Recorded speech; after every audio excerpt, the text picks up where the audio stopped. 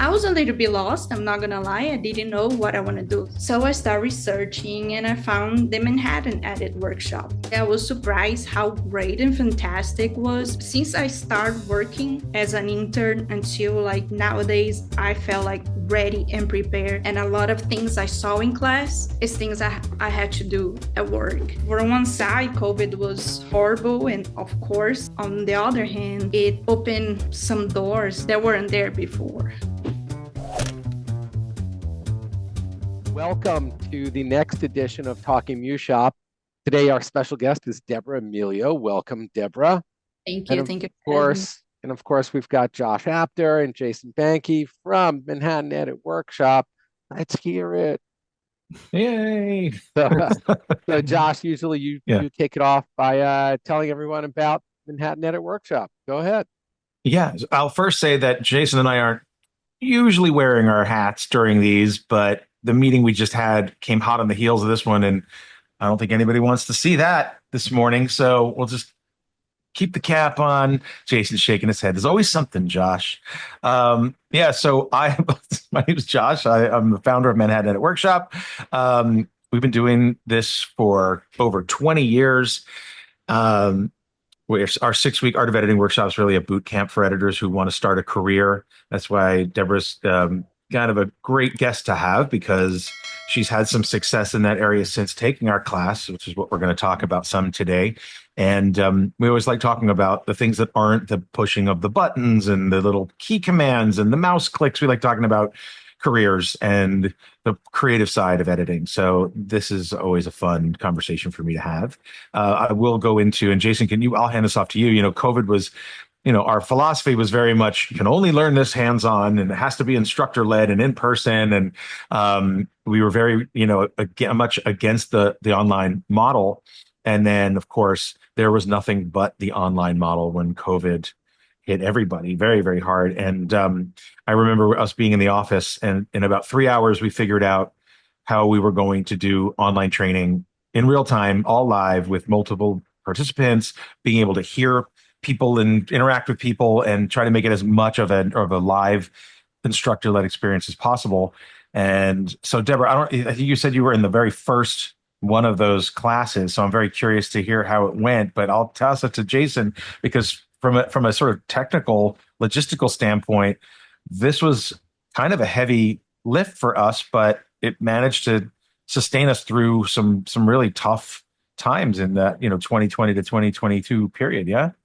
Yeah, I mean the biggest catch was like how to maintain that experience that when you started the school and the workshop, it made it a staple of like this is people getting that post-production edit suite, like working in with the people and in a producer editor situation, and how to get that um, online. And we did it literally almost overnight, it felt like. But we did The that, and then keyword we the opened. keyword was pivot. Everyone Yeah, was using the Everyone keyword. was pivoting. All right, we Yes. got to pivot.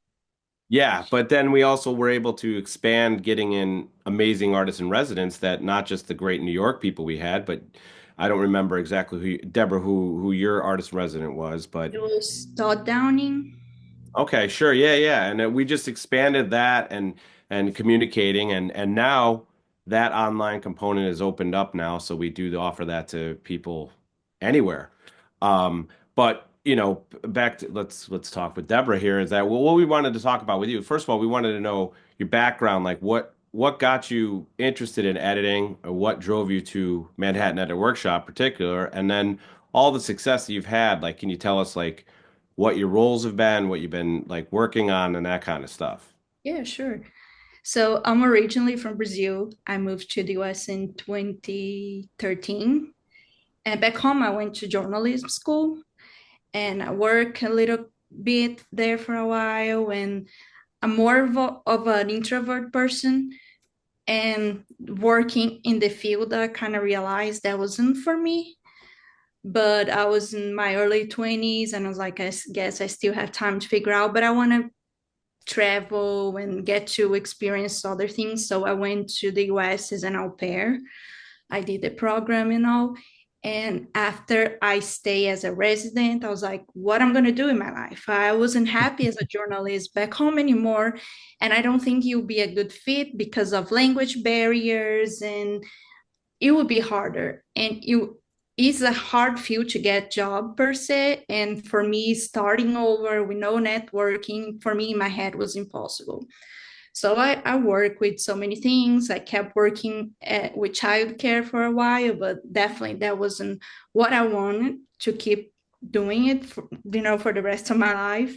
And I always like the behind the scenes of these things. I know it moved me away from journalism, but at the same time, not so much, because we still like telling stories and stuff. So I had to figure out what I want to do. I didn't want to go back to school here because it takes a long time and it's expensive. So I started researching and I found the Manhattan Edit Workshop. The thing is, I live in South Carolina, and I was like, how am I going to take this class? And I start working hard, saving my money, because not just to pay for the school, but also to pay while I would live in New York for at least 6 weeks to take the class. So right before like they declared national emergency for COVID, that weekend before, I literally went to New York to see an appointment for a short period to take the class. I had I think I had paid already for the class. I don't recall, but I was about to sign the lease contract for that. So When was this? This in February of 2020 or March 2020? March, yes. Oh, brother. Yeah. So it was a mess. And I was like, I don't think that's going to happen. And Mio also kind of had like a pause button that time, because everybody was trying to figure out what happens. Like, we don't know if you're going to have the class, and we don't know what's happening. Nobody knew what's happening, of course. So luckily I didn't sign the lease.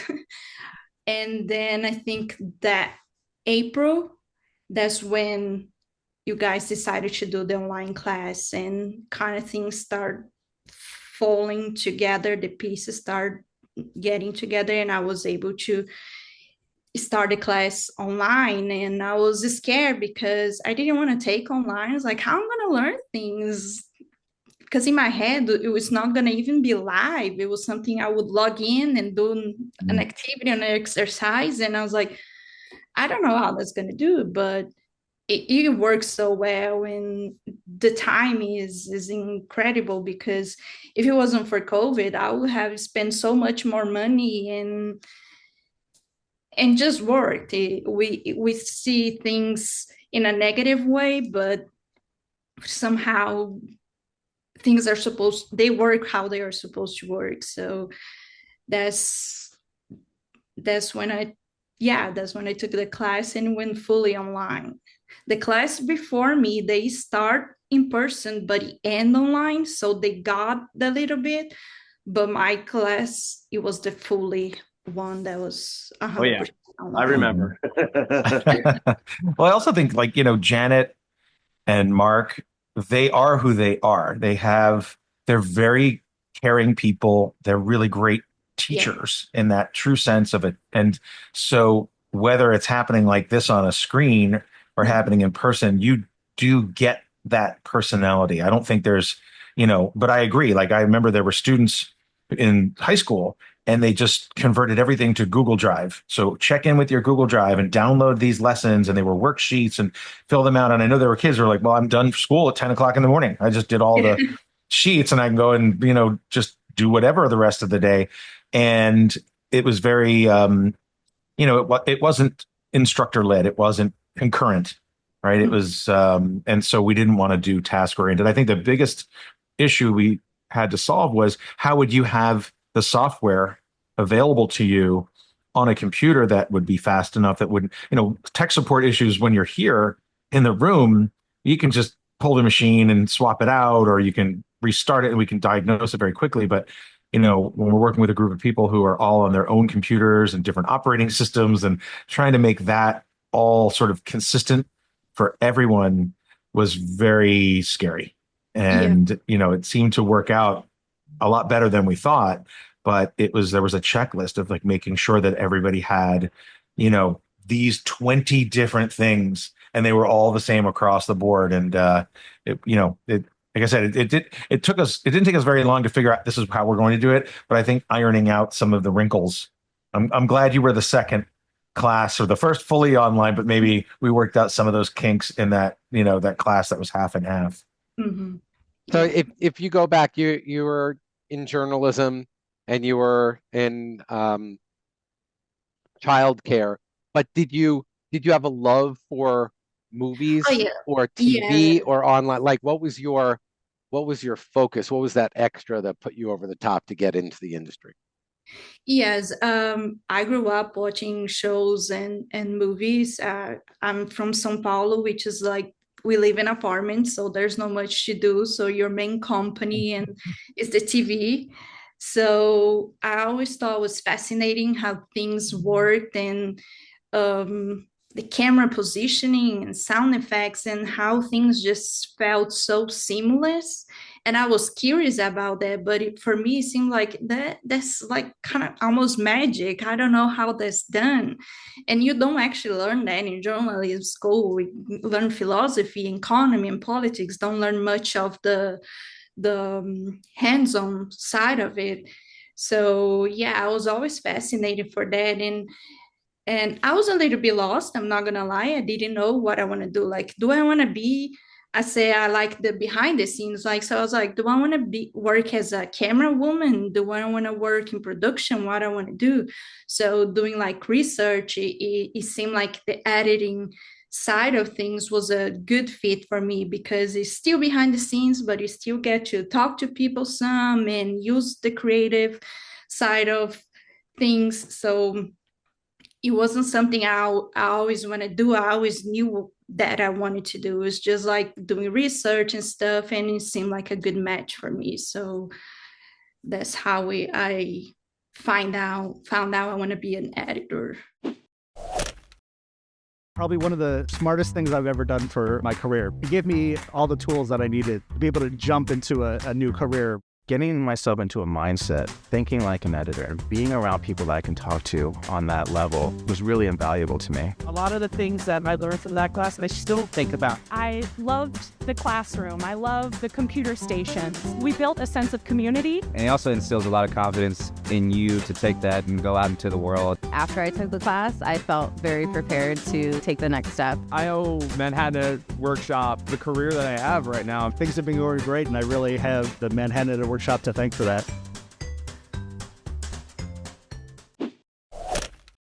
So let's continue the story. So give us the during and then give us the after. So tell us about your experience taking the class online. Yeah, the class was, like I said, I was surprised how great and fantastic it was because I learned so much and it didn't feel like it was online. If, like he said, Janet and Mark are so great that it felt like I was in class with them. They were so open and reachable, and I learned so much. And after the class was over, it came that kind of desperate feeling like what I'm going to do now. One, I live in South Carolina, which I'm far away from everything. And two, people are not hiring right now because COVID was still there. It was 6 weeks out of 2 years. So after the class, I literally didn't work for another year. And I started losing hope because none of they had the internship programs. They had like some partnership with MEWShop, and nobody was hiring. They're like, we don't know when we're gonna start again. So I was like, I guess I took the class, was great. I learned a lot, and let's see where that takes me. But right now, it's not going anywhere. But I wasn't the only one. It was happening for a lot of people. So after a year, things start slowly opening up, and ITV reopened their internship program, and Janet say, hey, they are coming back. Are you interested in applying? And I say, yeah, and thanks for letting me know. And I apply, send my resume. had an interview, and luckily I got the internship with ITV, which also was fully online. And to be honest, since I started MEWShop, everything has been online. All my jobs, everything. I met my coworkers one time, and that was it in this past 4 years that I've been working in the field.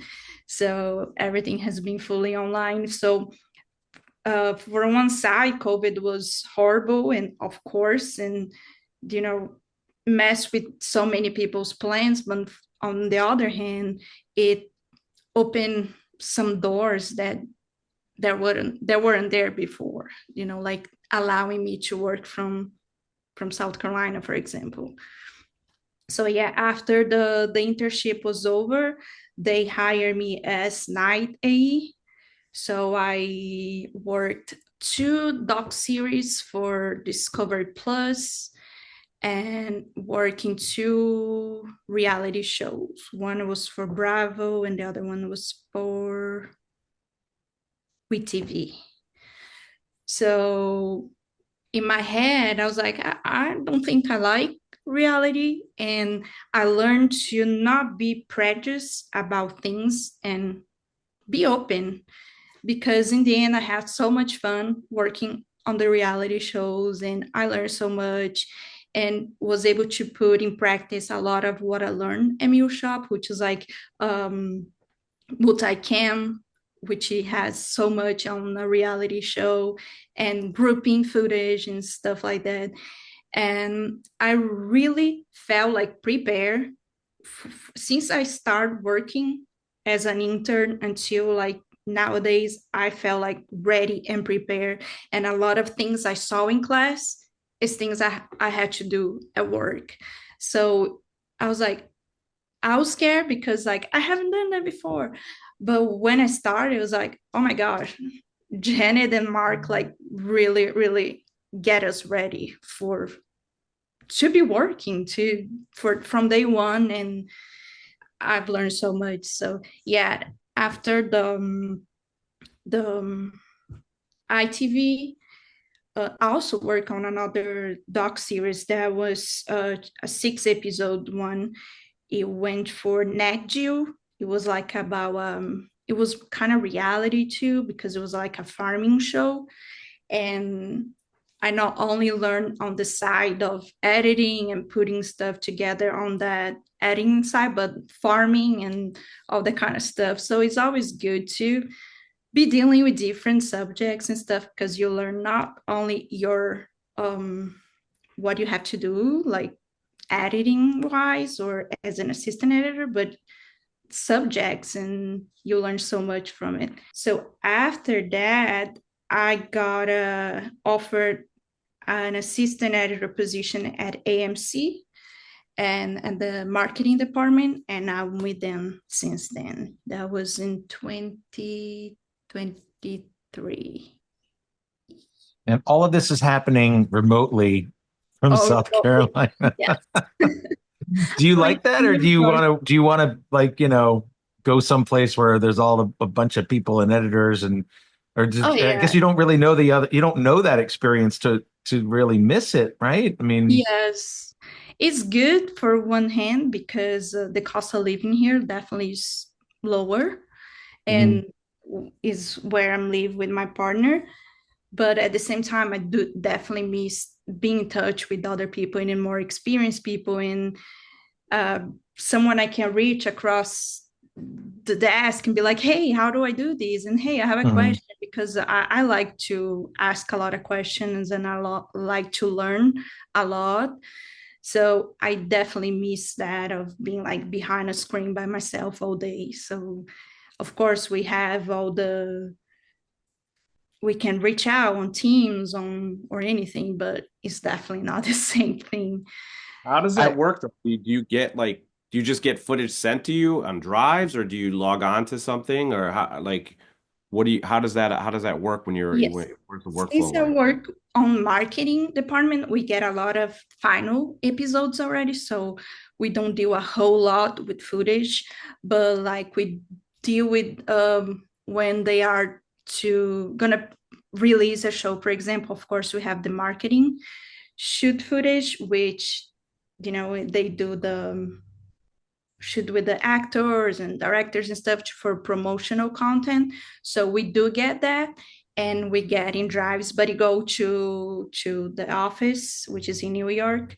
We have some AEs that go in office a couple times a week, that they are able to plug in the drives and start the ingesting process, or just plug the drive, say, hey, you can remotely access to this station and start ingesting and syncing and doing everything you need to do with the footage. So it goes to the office, but we have someone there to plug in the drives and make the thing work. So all your access it's remote proxy editing in real time. You're not downloading the footage to your workstation. You're editing with some sort of negligible amount of lag, right? Or is it really just seamless at this point? We have a physical station, which I can see there's some lag, but you also have virtual machines, and it's basically like real time. I don't see a whole lot of lagging on that one, but on physical station, for sure, there's a little bit of delay. You can see on audio that the video is always ahead of audio for a couple frames, but we can make work. But I do prefer working with the virtual machine because it's not much noticeable, the lagging on that kind of stuff. Yeah, I had heard a friend of mine was doing it, and he said he had to edit a different way because your perception of timing is different when you have to build in some sort of, it's consistent lag, but it's not like watching it where everything's right there and you just hit play and bam, and you just get to see things sort of happen the way they would, in real time. But it's an adjustment he was saying he had to make. It's like, it's just a different way of thinking, but it's part of the job. I think you can notice more if you work before, like in office. Now that you have to go remotely, you can notice more than for me, for example, who've been doing remote like since I start class. So sure. So I believe it or not, we're out of time. We have to wrap things up. The way that we usually wrap things up is by, Deborah, can you give us one takeaway from your journey, as long or as short as it's been? What advice you would give to an up and coming editor, someone working remotely, North Carolina, South Carolina, any of the Carolinas? Only two, probably. Yeah. So your takeaway, and then Josh and Jason, I'd actually like to hear from your perspective, because you're like the remote back home, like home headquarters perspective. So Deborah, give us your takeaway, please. Yeah, sure. I would say be always open to learn new technologies. I know sometimes it can be scary and you're like, I'm so used to this, why I'm gonna learn something else? But be open to it, because I know the technology can take away some of important work, but at the same time, it adds up to our work. So it has both sides. So I would say be always open, and when you're starting, ask a lot of questions and don't try to do things your way. I've met some people that just do things their way, and then you have to come behind them and start fixing because they didn't want to ask questions. And I learned that it's okay to ask questions. I think people prefer that you bug them with questions than later bug them, hey, can you fix the mess I made? So the two things I learned the most is like, learn the most you can from softwares, from the technology, and from people, and ask questions. Ask a lot of questions and put yourself out there. Hey, I finished my work right now. Can I help you with something? Because that's the best way to learn is, hey, I'm available, and go for it. Very good. Josh? No, that's I couldn't have said it any better. As a matter of fact, I think on our mission statement, we were saying the only stupid question is the one you don't ask. Yeah, for sure. right? Because there's really no such thing as a stupid question. It's just you have to be courageous enough to say, I'm going to put myself out there because, and I found this a lot. Usually there are other people with the same question. And there's just if you're too timid to ask it, then everybody loses. So I think it's great. And look, I love that your journalism interest turned into a nonfiction start to your career that's advancing at a very rapid pace. I can't wait to find out what you're doing in the next time we sit down and talk, but I imagine it'll be amazing things. So and look, Janet and Mark are the real proud parents here. They love it when students are doing well because they feel like, oh, they're, your success is our success. So we couldn't be any happier. Yeah, for sure. I definitely could have done without you guys and without Janet and Mark. Or Jason, he's in there too. Couldn't have done it without him. Your takeaway, and then I'm the guy behind the curtain. Coming up. No, I think Deborah is a testament of positivity. Like even, you saw COVID was happening and you made the best of the situation. You took the class anyways. You powered through and you got the education that you needed. And then even when, the job market wasn't there, you stuck it out a little bit and then things started opening up and you made it happen. So, it's a testament to positivity. We always talk to people and they're like, well, I was lucky. And it's like, no, you weren't lucky. You have to put yourself in that situation and then you get that luck. But it's still positivity and perseverance are definitely two of the things. So we're happy that you've done well because that, especially from that time frame, it was like such a different, like we have to, as Rafi says, pivot and figure it out. So this is like this is a special thing because you were the first like class and the success is evident. Yeah. Jason, what's coming up at Manhattan Edit Workshop? Sure. Well, we always have classes. Please go to the website, check them out. Like and subscribe. And we also have another 6 weeks starting with a great editor that just worked on the Last of Us, Simon Smith. So please check that out. Excellent. Once again, from Manhattan Edit Workshop, I'm Rafi Salem. Thank you so much for our special guest today, Deborah Emilio, straight from Brazil to the Carolinas, to New York, to the world. And of course, Josh Apter and Jason Banke. Thank you, everyone.